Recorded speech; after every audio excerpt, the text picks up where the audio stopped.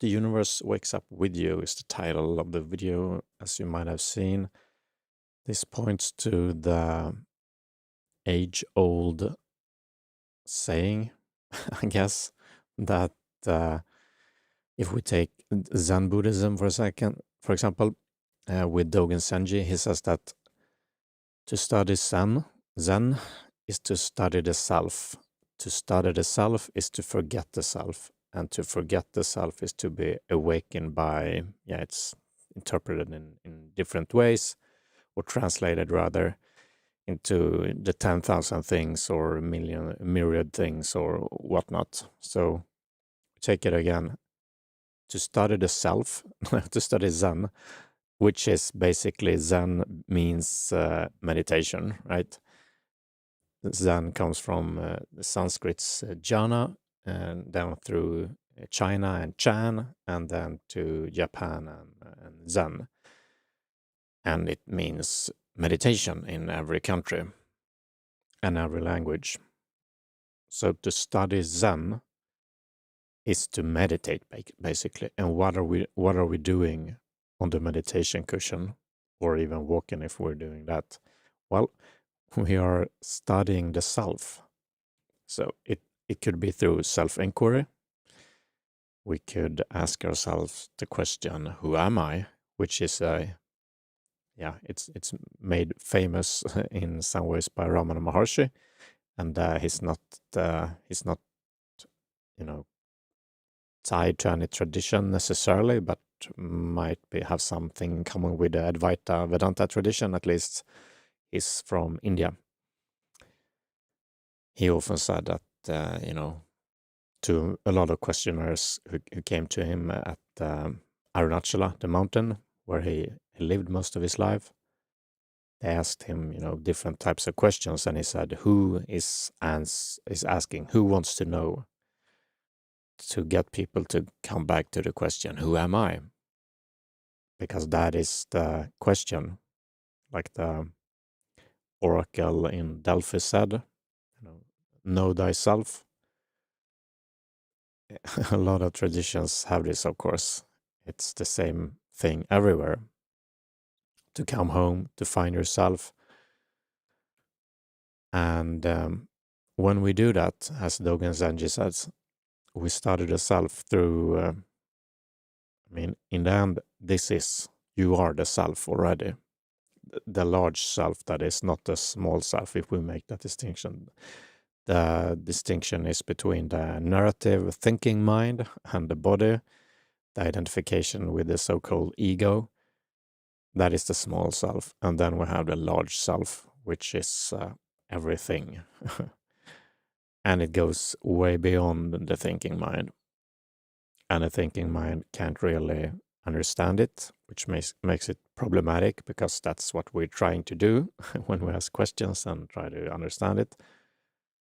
That's why we need meditation, and that's why we need to go deeper to find ourselves. We need to go deeper than our thinking mind. We tend not to, at least, be able to think ourselves to the answer of who we are, to know ourselves. We could, of course, do a lot of things. We could study different things. We could study religions. We could study scriptures. We could study sutras. We could study what Dogen Zenji said. But what these mystical traditions teach us, if it's Sufism in Islam, in Islamic tradition, or if it's Zen Buddhism, as I said, within the Buddhist tradition, they offer us a solution through practice. And the practice is, again, meditation, different forms of spiritual practices, which could include, of course, knowledge. But in the end, it's not about acquiring anything. It's about nirvana, or fanaa in Sufism, the extinction of the narrative self. Just like Dogen Zenji says, to study the self is to forget the self. That is nirvana. When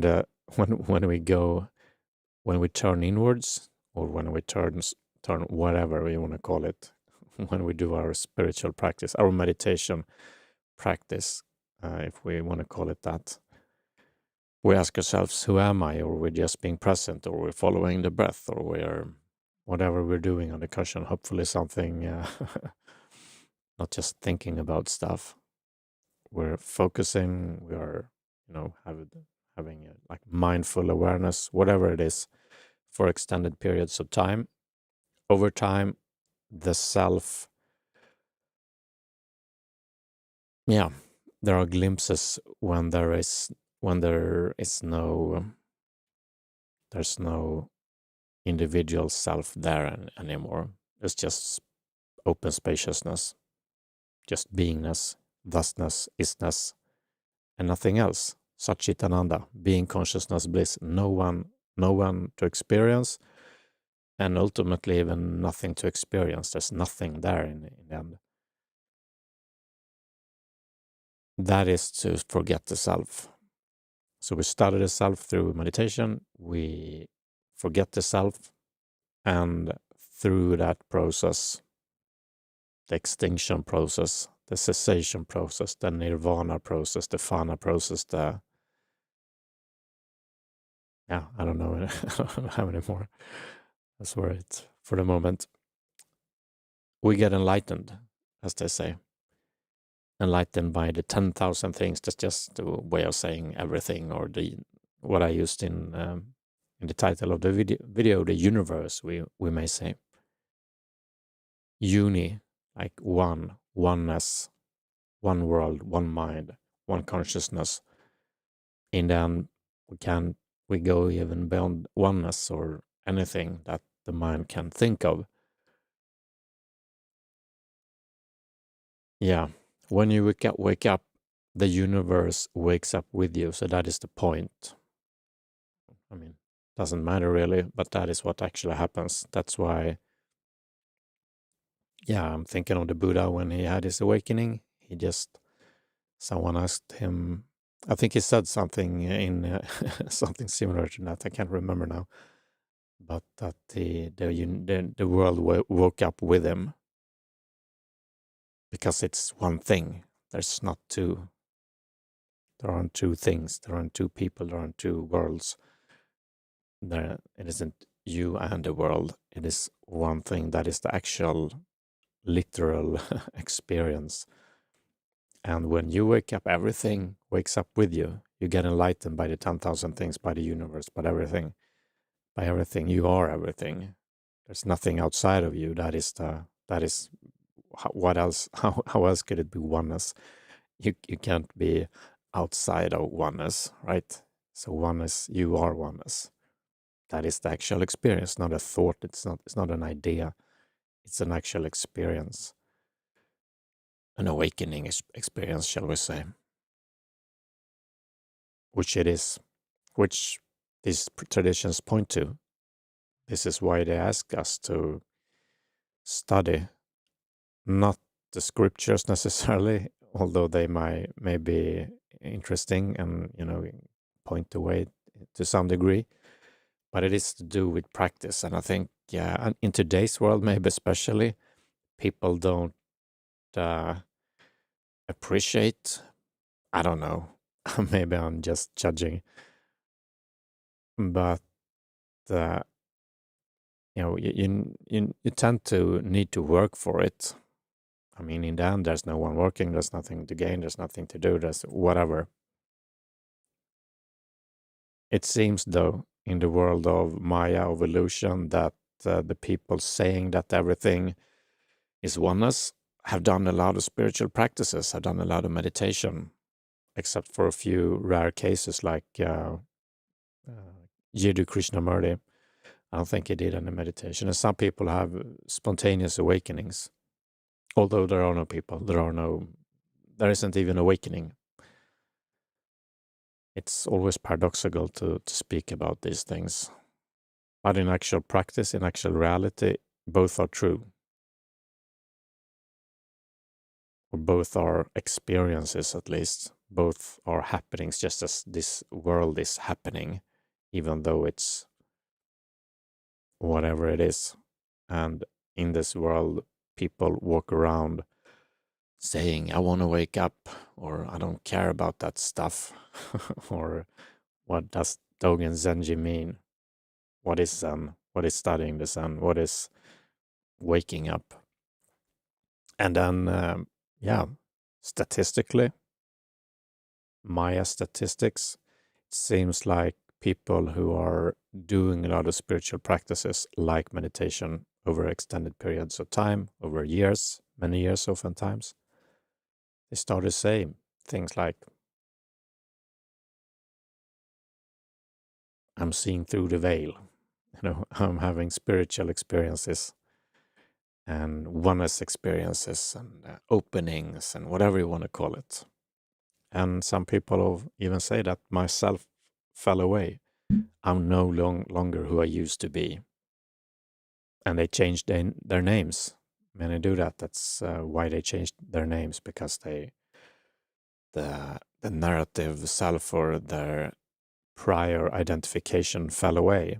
Some just changed it because they want a new name that is more, in line with their spiritual search, which is, of course, also fine. You don't need to have had an awakening to change your name. But yeah, it becomes more obvious or more easy to understand when you understand that the egoic self, or it sounds so negative. It's just an illusion, so it's neither good nor bad in a way. But when it falls away, when that see-through happens, then you sort of might feel an urge to change your name, as many has done. Adyashanti, for example, comes to mind. He wasn't born. His parents in the U.S. somewhere. I don't know where he's from. Is it Colorado? I don't know. Didn't name him Adyashanti. He took that name, rightfully so. It's within his right, and he went through an awakening, and he realized that he was oneness. Everything is one. Everything is what these spiritual scriptures speak about. Yeah. So when you wake up, the universe wakes up with you. Everything becomes one. Everything becomes clear, shall we say, or just as it is. There's not even an awakening there anymore. It's just this. Now, then, we can see it from a lot of these like non-duality teachers, Newman and Parsons. I don't know Lisa Carnes. I don't know Suzanne on duality. I don't know anymore. I used to watch a lot of teachers, like 10 years ago.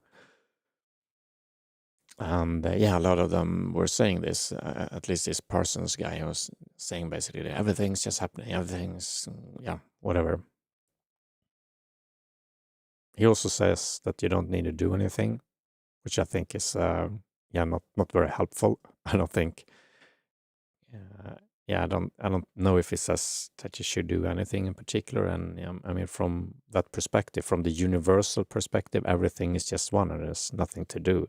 There's no one to do anything, because the idea of there being individual selves was just an illusion.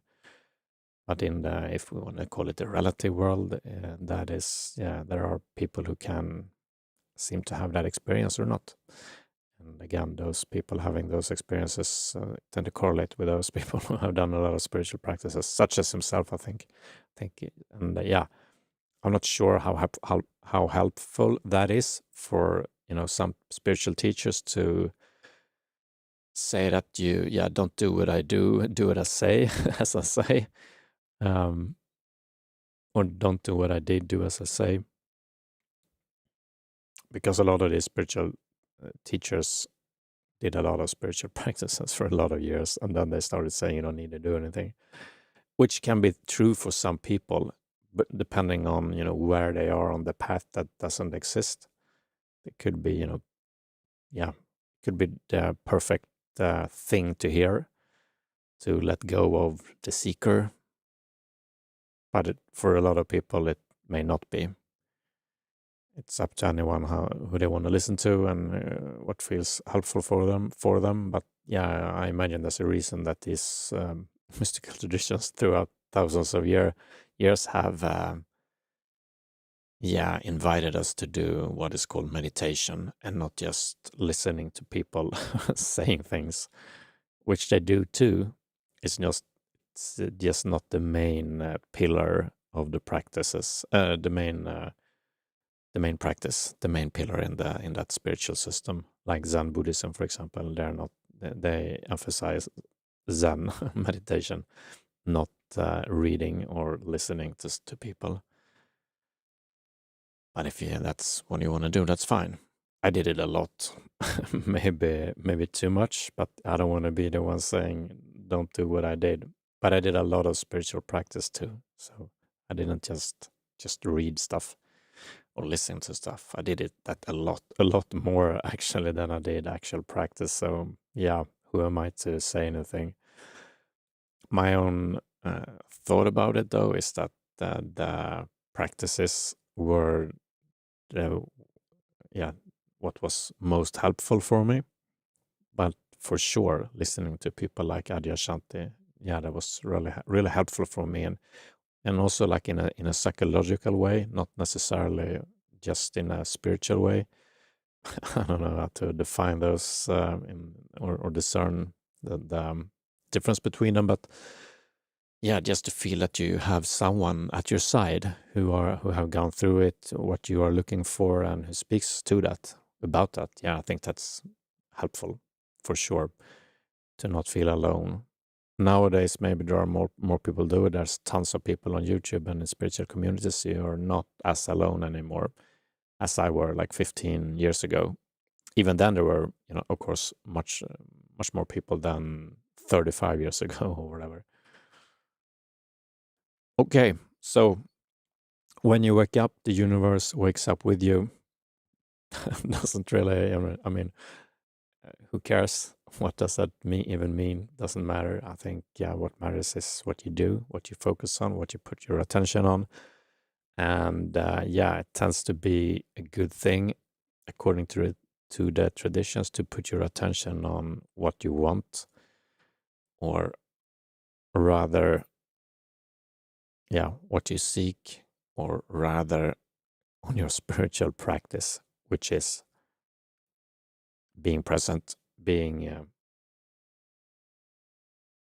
there, asking, who am I? Looking for yourself. That tends to be helpful if your aim is to wake up. If it's not, then do whatever. And you can do whatever either way. But I think that's a good way to over extended periods of time that doesn't exist, put your attention on something else than the narrative self. Put your attention on this very moment right now and just keep it there. Yeah.